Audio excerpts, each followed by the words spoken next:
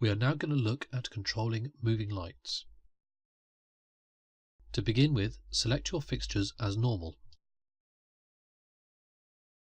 Now look at the bar above the 4 encoders. These are called preset types. These are groups of attributes from moving light fixtures.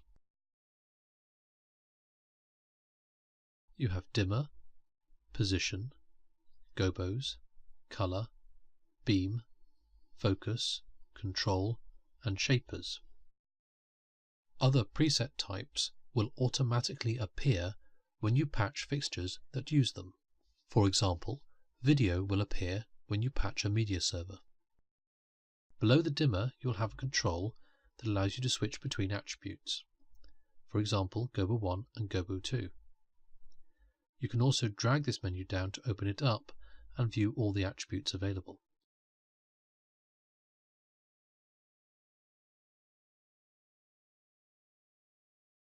The same applies to all preset types, for example color mixing. Here we've selected the mix color option, and now we can use the encoders to control the color mixing on the fixtures.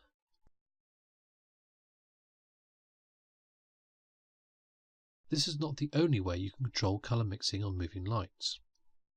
If you wish to, you can open up a color picker. This is a view that you find under the Other tab.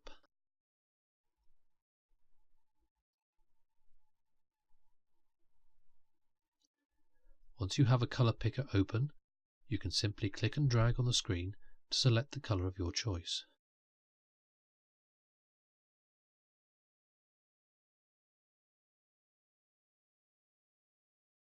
You also have a brightness control down the side.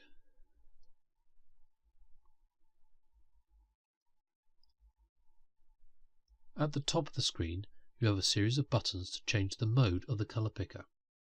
The first button will allow you to link the encoders to the color picker system, so you can more accurately control it.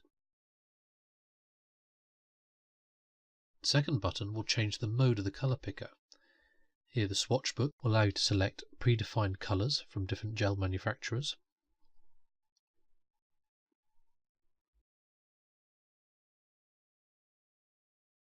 The raw control will allow you to control the attributes directly.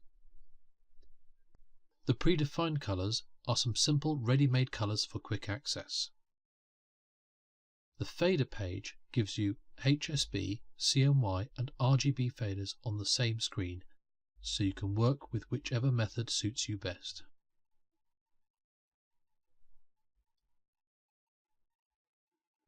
The color picker can also be used to control other color systems, for example, color wheels. To demonstrate this, I will put the color picker into color wheel mode. So now we're only controlling the color wheel.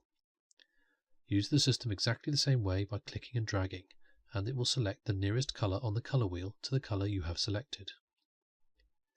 Notice the small dot that will tell you where the color actually is.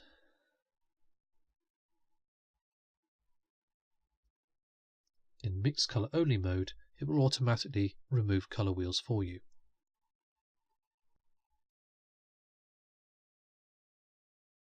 Now we're going to look at positioning. Next to pan and tilt, you will see you have resolution controls for normal, fine and ultrafine. This is how we access 16-bit movement. In normal mode, you will move in 8-bit movement. You see here I'm moving one step at a time, and the light is moving by quite a large amount on stage. If I change it to fine mode, you see the steps are a lot smaller. This is approaching 16-bit movement. If I take it to ultrafine, we are now in full 16-bit movement, meaning the resolution is very high and the steps moved on stage are very small.